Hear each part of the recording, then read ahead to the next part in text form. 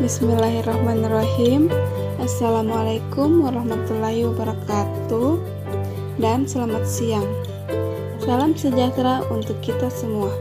Semoga selalu diberi kesehatan.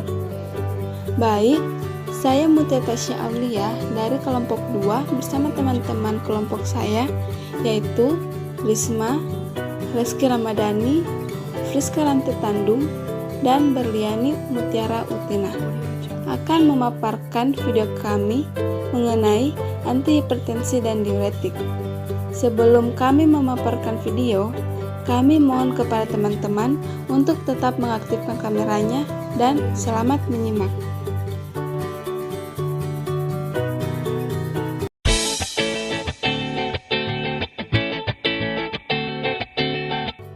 Apa itu antihipertensi?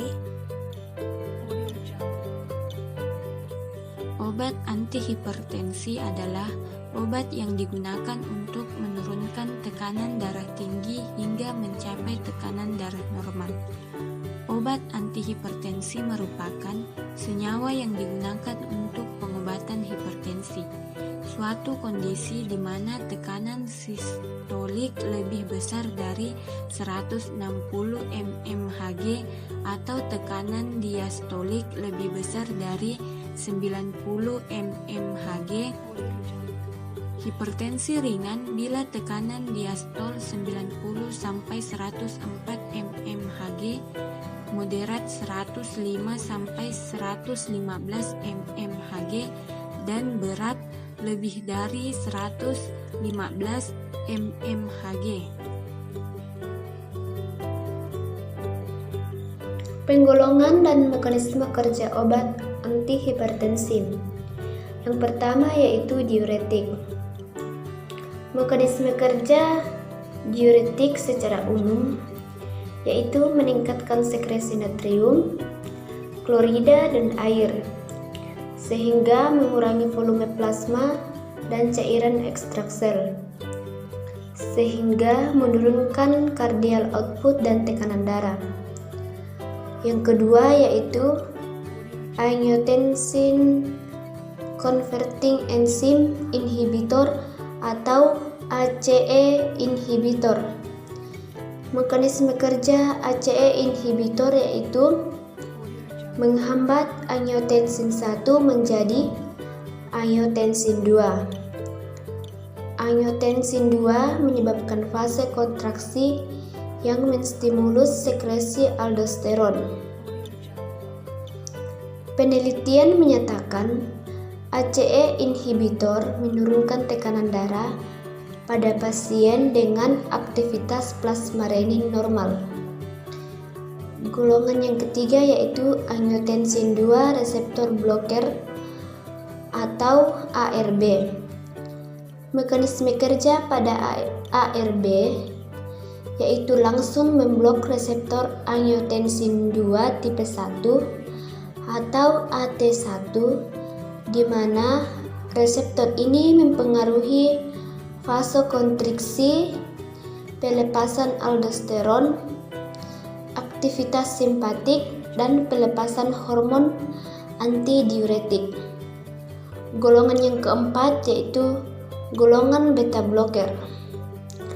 Mekanisme kerjanya yaitu mencegah stimulasi saraf simpatis jantung dan menurunkan heart rate dan cardiac output, serta akan menurunkan pelepasan renin.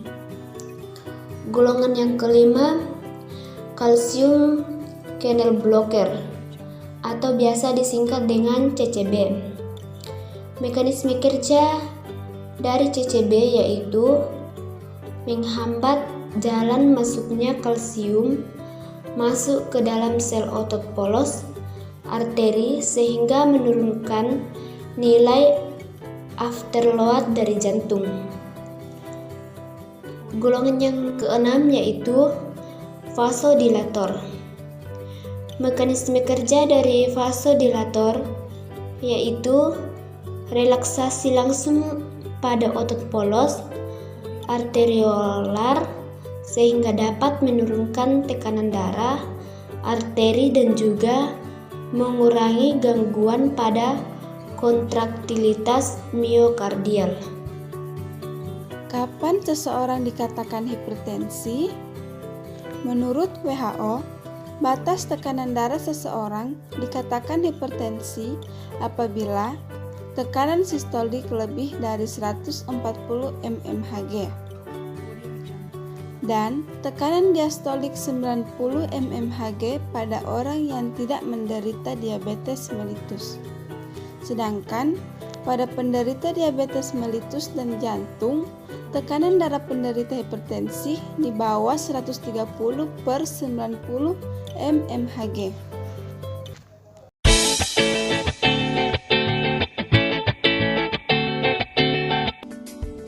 Apa itu obat diuretik?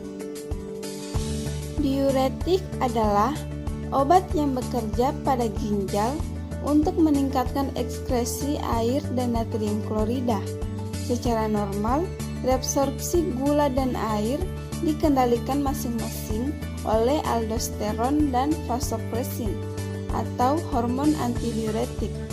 Diuretik digunakan untuk mengurangi edema pada gagal jantung kongestif, beberapa penyakit ginjal, dan sirosis hepatis.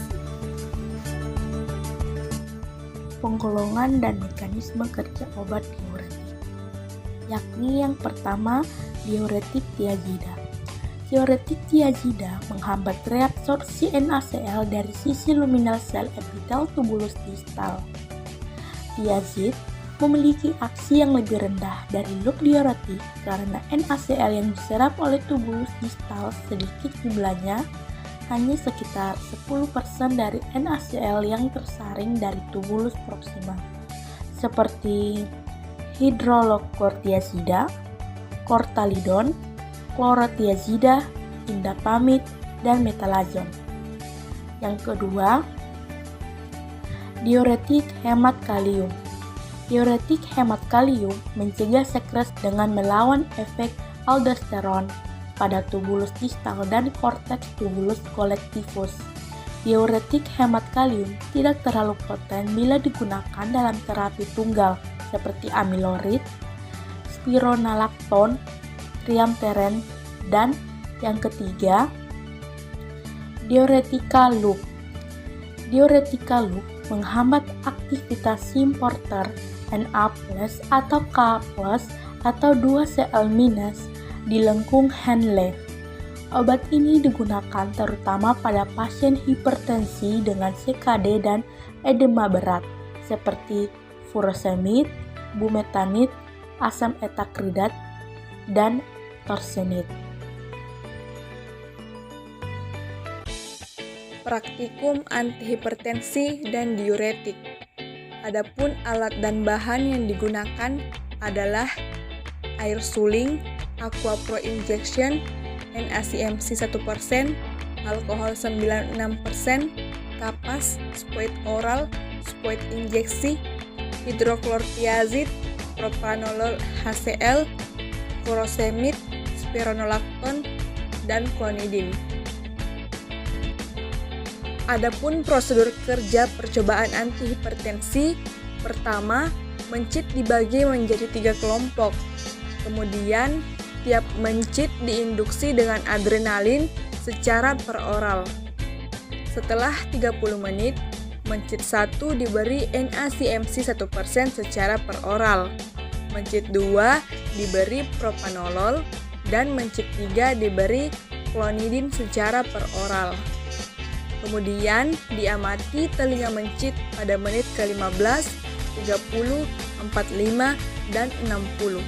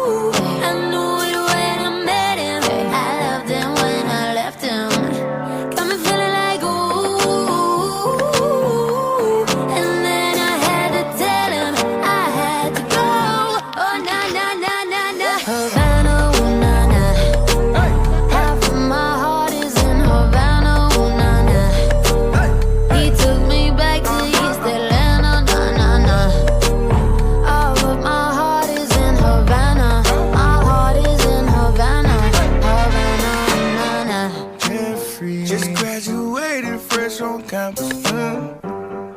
Fresh out East Atlanta with no mountains. Damn, fresh out East Atlanta.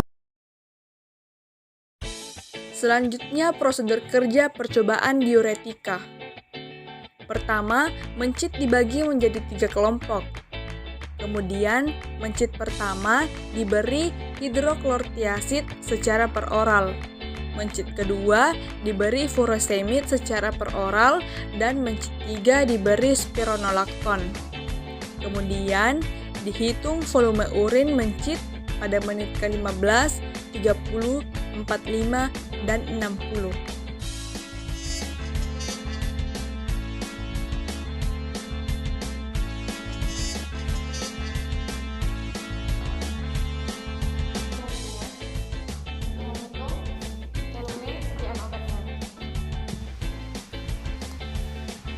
Berikut adalah pemberian air hangat kepada tikus secara oral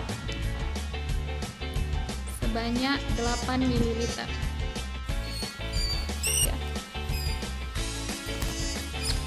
Selanjutnya, segera setelah diberikan air hangat, langsung diberikan obat yaitu furosemid sebanyak 0,08 ml secara oral. Selanjutnya, tikus dimasukkan ke dalam kandang metabolit. Lalu diukur berapa mili urin yang dikeluarkan oleh tikus pada waktu pada menit ke-15, 30, 45, dan 60. Setelah 15 menit pertama, dimasukkan air dan campuran urin yang terdapat di dalam beker gelas ke dalam gelas ukur untuk diketahui berapa mili urin yang dikeluarkan oleh tikus. Nah, di sini diketahui selama 15 menit pertama tikus mengeluarkan urin sebanyak 1 mili. Terbukti dari skala yang terbaca pada gelas ukur adalah 51 mili, yaitu bertambah 1 mili dari jumlah air yang digunakan yaitu 50 mili sebelumnya. Demikianlah video dari kami. Terima kasih atas perhatiannya. Lakukanlah yang terbaik di semua kesempatan yang kami miliki. Wassalamualaikum warahmatullahi wabarakatuh.